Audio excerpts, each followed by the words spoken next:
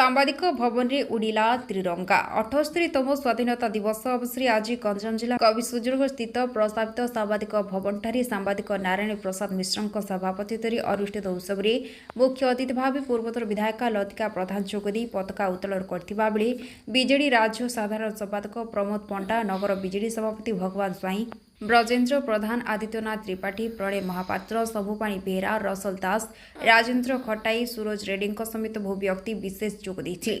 ଗଣତନ୍ତ୍ରର ରକ୍ଷା ପ୍ରତ୍ୟେକ ନାଗରିକଙ୍କ ଦାୟିତ୍ୱ ଉପରେ ମୁଖ୍ୟ ଅତିଥି ଉଦ୍ବୋଧନ ଦେଇଥିଲେ। ଗୁରୁତ୍ୱପୂର୍ଣ୍ଣ ଭୂମିକା ରହିଛି ସେହି ଚତୁର୍ଥ ସ୍ତମ୍ଭ। ଆଜି ସେହି ସ୍ତମ୍ଭକୁ ମୋର ଅନୁରୋଧ ରହିବ, ଦେଶର ସାର୍ବଭୌମତ୍ୱ ପାଇଁ ଆମେ ଲଢ଼େଇ କରିବା।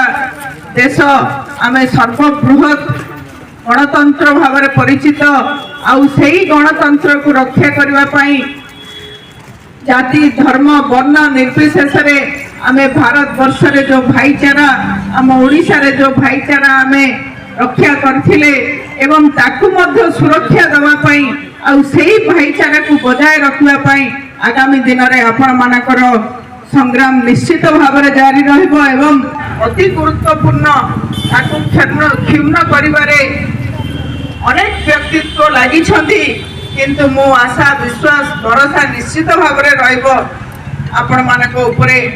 ଆପଣଙ୍କର ଏ ଅଖଣ୍ଡତା, ଆପଣଙ୍କର ଯେଉଁ ଭୂମିକା ନିଶ୍ଚିତ ଭାବରେ ସେ ସୁରକ୍ଷା ଦେବା ପାଇଁ ଆମେ ସଦା ସର୍ବଦା ସଚେତନ ଏବଂ ଏହି ସମାଜ ଗଠନରେ ଆପଣମାନେ ଯେଉଁ ଭୂମିକା ଗ୍ରହଣ କରି ଆଗକୁ କାମ କରୁଛନ୍ତି ଏବଂ ଭବିଷ୍ୟତରେ ମଧ୍ୟ କାମ କରିବେ, ସେହି ସକାରାତ୍ମକ ଭୂମିକା ନେଇ ଏହି ଦେଶ ଗଠନରେ, ରାଜ୍ୟ ଗଠନରେ, ଅଞ୍ଚଳ ଗଠନରେ ସମସ୍ତଙ୍କର ଯୋଗଦାନ ନିତାନ୍ତ ଆବଶ୍ୟକତା।